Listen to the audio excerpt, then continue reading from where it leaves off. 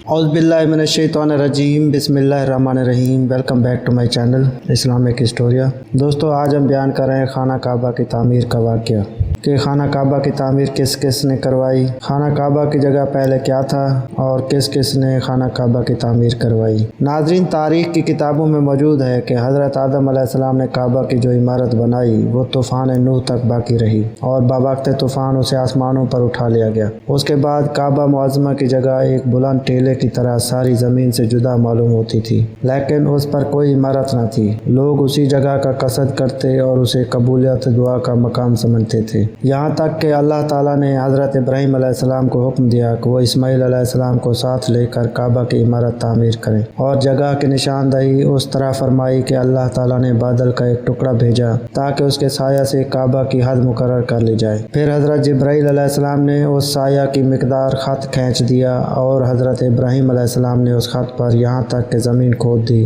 कि हज़रत आदम अलैहिस्सलाम की बनाई हुई इमारत की बुनियाद ज़हर हो गई। फिर उसी बुनियाद पर आप अलैहिस्सलाम ने इमारत की तामीर शुरू फरमाई। चुनाचे हज़रत इस्माईल अलैहिस्सलाम पत्थर लाते और आप अलैहिस्सलाम उन पत्थरों को गारे से जोड़कर लगाते जा रहे थे। जब इमारत आदमी के कद जितनी बुलंद हो गई तो आप अलैहिस्सलाम को ऐसी चीज़ की ज़रूरत हुई जिस पर खड़े होकर तामीर जारी रख सकें। चुनाचे आप अलैहिस्सलाम ने हज़रत इस्माईल अलैहिस्सलाम को हुक्म दिया कि वो एक ऐसा पत्थर लाएं जिस पर खड़े होकर मैं तामीर का काम कर सकूं। आप अलैहिस्सलाम पत्थर की तलाश के लिए जबल अबू कबीस पर तशरीफ़ ले गए। रास्ते में हज़रत जिब्रील अलैहिस्सलाम मिले और कहा, आइए मैं आपको दो पत्थरों का पता बताऊं जो हज़रत आदम अलैहिस्सलाम के हमरा जन्नत से ज़मीन पर आए थे और बड़ी बरकत वाले हैं। फिर उन्हें निकाल कर एक हज़रत इब्राहीम अलैहिस्सलाम के लिए ले जाएं और दूसरे को खाना काबा के गोशे में दरवाजे से दाएं तरफ लगाएं ताकि जो भी इस घर का तवाफ़ करे तो उसे चूम कर तवाफ़ शुरू करे। दोस्तों, हज़रत इस्माईल अलैहिस्सलाम उन पत्थरों को यके बाद दिगरे लाए और हज़रत जिब्राईल अलैहिस्सलाम भी साथ आए और हज़रत इब्राहीम अलैहिस्सलाम की बारगाह में अर्ज़ की कि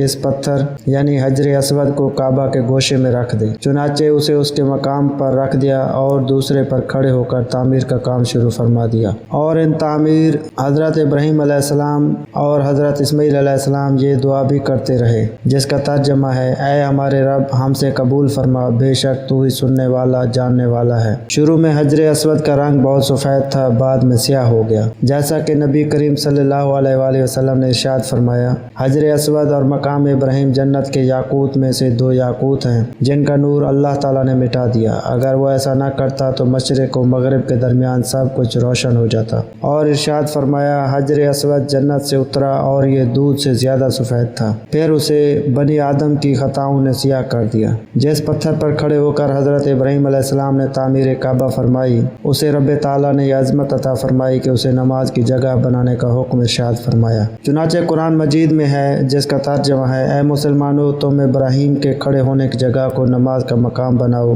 हज़रत इब्राहीम अलैहिस्सलाम ने तामीर काबा के बाद मुतअद्दिद दुआएं मांगी। चुनाचे एक दुआ ये फरमाई जिसका तर्जुमा है, ऐ मेरे रब इस शहर को अमन वाला बना दे और इसमें रहने वाले जो अल्लाह और आखिरत के दिन पर ईमान रखते हैं उन्हें मुख्तलिफ फलों का रिज़्क़ अता फरमा। दोस्तों, एक वाक़या जो खाना काबा की तामीर करने का आप सल्लल्लाहु के दौर में भी पेश आया जो इस तरह है कि खाना काबा मक्का मुकरमा के एक ऐसे नशेबी इलाके में वाक़ है जहाँ पुराने ज़माने में बारिश और सैलाब का पानी जमा हो जाया करता था। उससे उसकी दीवारें और अंदरूनी हिस्सा को काफ़ी नुकसान पहुँचता था। पानी की रोकथाम के लिए उस ज़माने में खाना काबा के बाहर एक बंद बनवाया गया था, लेकिन ये बंद भी पानी के रेलों के आगे न ठहर सका और बार बार टूटने के बाद आखिरकार बिल्कुल मुनहदम हो गया, जिसके बाद इमारत को ज़्यादा नुकसान पहुँचता रहा। होते होते सूरत हाल इस कदर बिगड़ गई कि एक ज़माने में यूँ दिखाई पड़ने लगा जैसे काबा की खस्ता इमारत अनकरीब धड़ाम से आ गिरेगी। अहले मक्का की सूरत हाल से बहुत परेशान रहते थे। वो काबा के खस्ता और बोसीदा हिस्सों को गिराकर उन्हें आज सरे नौ तामीर करना चाहते थे, मगर बात यह थी कि अयाम जाहिलियत से उनके यहाँ ये तसव्वुर चलाता था कि खाना काबा का कोई हिस्सा गिराने से खुदा का अज़ाब नासिल होता है, इसलिए किसी को भी मुरम्मत का हौसला न पड़ता था। उधर मुसलसल सैलाबों और शहर से आने वाले पानी ने काबा की तफसील को इस कदर कमज़ोर कर दिया था कि फौरी मुरम्मत लाज़िम लाजमी हो गई थी। हुजूर अकरम सल्लल्लाहु अलैहि वसल्लम तबअन बेहद खलीक और मिलनसार थे। आप सल्लल्लाहु अलैहि वसल्लम इज्तिमाई और फलाही मामलों में अहले मक्का के साथ मिलजुल कर करते थे। आप सल्लल्लाहु अलैहि वसल्लम को भी खाना काबा की खस्ता हाली का फिक्र दामनगीर रहता था, बल्कि उस अवामी तशवीश का एहसास आपको सबसे ज्यादा लाहक था। खाना काबा की तामीर नौ को अवलियत मिलने में कई बातों का दखल है। काबा के बीच में एक कुआं होता था। ज़ियारत के लिए आने वाले इस कुआं में अपने नजराने फेंक दिया करते थे। एक दफा किसी ने इस कुएं से कई कीमती अशिया चुरा ली। चोर को चोरी में इसलिए भी आसानी हुई थी कि काबा की दीवारें नीची भी थीं और कच्ची भी, इन पर कोई छत भी ना थी। बहुत कोशिश के बाद चोर पकड़ लिया गया। जुर्म की पादाश में उसके दोनों हाथ काट दिए गए, मगर नजरानों वाले कुएं से माल और दौलत को मजीद चोरी से बचाने के लिए खस्ता दीवारों को गिराकर पुख्ता दीवारें बनाना और उन पर छत तामीर करना पहले से कहीं ज्यादा लाजमी दिखाई देने लगा। उसके अलावा एक दिलचस्प वाक़या भी इस काम पर फौरी तवज्जो का सबब बन गया। काबा के कुएं में एक फनदार नाग भी रहता था। वो दिन के वक्त कुएं से निकलकर काबा के मुंडीर पर बैठ जाता और मजे से धूप सेंका करता था। अगर कोई शख्स उसके नजदीक जाने की जसारत करता तो वो फन फैला फैला कर खौफनाक फुंकार करता और डसने को लपकता, जिससे सब लोग भाग खड़े होते। मुरम्मत और तामीर नौ का काम शुरू होने में इस नाग का खौफ भी हायल था, मगर फिर हुआ यूं कि उन्हीं दिनों एक बड़ा अकाब उड़ते उड़ते उधर आ निकला। वो बिजली की तरह नाग पर लपका और उसे दबोच कर ले उड़ा। ये वाक़या इस कदर दिलचस्प और मैनीखेज था कि एक शायर जुबैर ने इस पर बड़े खूबसूरत शेर भी लिखे। नाग के खात्मे के बाद लोग यूं महसूस करने लगे जैसे खाना काबा की तामीर नौ के लिए खुदा ने उनका रास्ता साफ कर दिया है। इत्तेफाक की बात है कि ऐन उन्हीं दिनों एक यूनानी ताजर और कारीगर बाकौम का जहाज तूफान की जद में आ गया और बंदरगाह जद्दा के साहिल के नजदीक आकर किनारे से टकरा कर तबाह हो गया। बाकौम अपने वक्त का हुनरमंद कारीगर था। उसे मेमारी और निजारी में था दस्तरत हासिल थी। अहले मक्का को जहाज की तबाही की खबर हुई तो उन्होंने बाकौम के पास लोगों को रवाना किया। लोगों ने उसका टूटा फूटा जहाज खरीद लिया ताकि उसकी लकड़ी के तख्ते खाना काबा की तामीर नौ में इस्तेमाल किए जा सके। लोगों ने बाकौम को अपने हमरा मक्का चलने और काबा की मुरम्मत के काम की निगरानी करने पर राजी कर लिया। चुनाचे बाकौम की मावनत के लिए कि मक्का के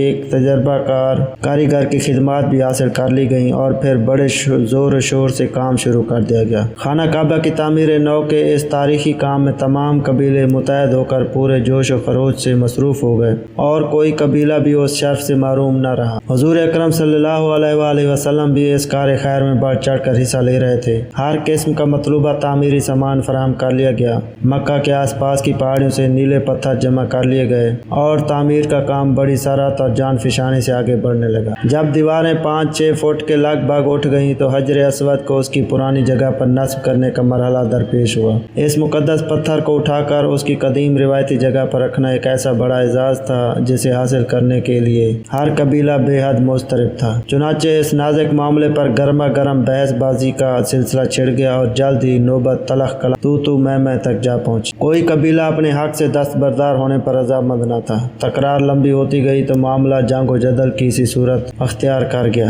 आनन फानन तलवारें खींच गईं और वो मरने मारने पर आमादा हो गए। एक जंगजू कबीले ने तो हद ही कर दी। उन्होंने साफ साफ कह दिया कि वो किसी और कबीले को हजर अस्वद नस्ब करने की हरगिज इजाजत नहीं देंगे। पुराने जमाने में अरब में दस्तूर था कि जब कोई शख्स किसी मफाद के लिए जान देने की कसम खाता तो इंसानी खून से भरे हुए प्याला में अपनी उंगलियां डबो लेता था। इस वैशी कबीले का सरदार खून से लबालब कटोरा खाना काबा में उठा लाया। कबीला के सब तंदो तेज नौजवानों ने खून में हाथ डबोकर अहद किया कि अगर किसी और कबीले ने हजर अस्वद नस्ब करने की जुर्रत की तो वो सब कट मरेंगे। गर्ज के पूरे 4 दिन तनाव और तसादम की खौफनाक कैफियत लोगों के आसाब पर बुरी तरह सवार रही और यूं दिखाई देता था कि कत्ल व गारत का सिलसिला किसी वक्त भी सारे मक्का को अपनी लपेट में ले सकता है। कुरैश का एक बूढ़ा सरदार बहुत दानिशमंदाना और सुलहजू था। वो चाहता था कि हजर अस्वद का हंगामा किसी खून खराबे के बगैर तय हो जाए। चुनाचे उसने मशवरा दिया कि कल सुबह जो शख्स को सफ़ा वाली जानिब से सबसे पहले खाना काबा में दाखिल हुआ उसे सालिस मान लिया जाएगा और हजर अस्वद नस्ब करने के बारे में फिर जो भी फैसला वो दे उसे तमाम कबीले हतमी तौर पर तस्लीम कर लेंगे। बूढ़े सरदार की तजवीज़ पर सब का इत्तेफाक हो गया। दूसरी सुबह सब लोग खाना काबा के बाहर बैठकर बेताबी से इंतजार करने लगे कि कोहे सफ़ा की तरफ से सबसे पहले कौन शख्स अंदर दाखिल होगा। खुदा की कुदरत, उस सुबह जो शख्स इस जानिब से सबसे पहले खाना काबा में दाखिल हुआ ہوا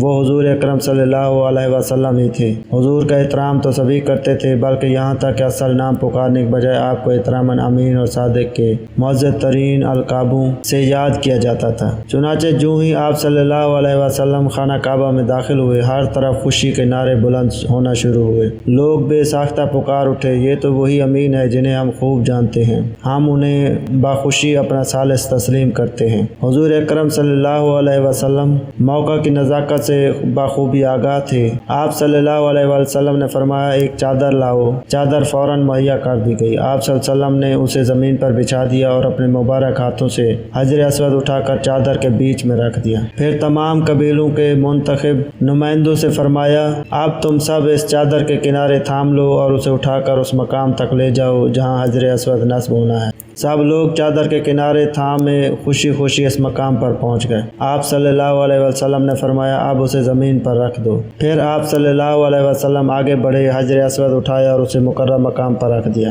آپ صلی اللہ علیہ وسلم کے اس معاملہ فہمی اور دانش مندانہ فیصلے سے سارے قبیلے بے حد مسرور اور مطمئن ہو گئے۔ حضور اکرم صلی اللہ علیہ وسلم کی اس دانش مندی سے وہ قبیلے ایک خونخوار خانہ جنگی سے بچ گئے، ورنہ وہ اکھڑ لوگ تو مرنے مارنے کے لیے تیار ہو کر تباہی کے دہانے پر پہنچ چکے تھے۔ وہ جاہل لوگ جو ذرا سی باتوں پر تلواریں تان کر تصادم کے شعلوں میں کود پڑنے کے عادی تھے، بھلا عزت اور ناموس کے اتنے بڑے معاملے پر صبر و تحمل اور فہم و فراست سے کیسے کام لے سکتے تھے؟ حجر اسود کے اس مشہور واقعہ کو بہت تاریخی اہمیت حاصل ہے۔ دور نبوت میں حضور صلی اللہ علیہ وسلم کی یہ حدیث بھی اس واقعہ کی طرف ایک لطیف اشارہ ہے کہ میں نبوت کی عمارت کا آخری پتھر ہوں۔ صدق اللہ، جزاک اللہ خیر۔ دوستو، امید ہے آج کی میری ویڈیو آپ کو پسند آئی ہوگی۔ اگر پسند آئی تو میرے چینل کو سبسکرائب کیجیے اور بیل آئیکن لازمی دبائیے۔ خوش رہیے، آباد رہیے، اللہ حافظ۔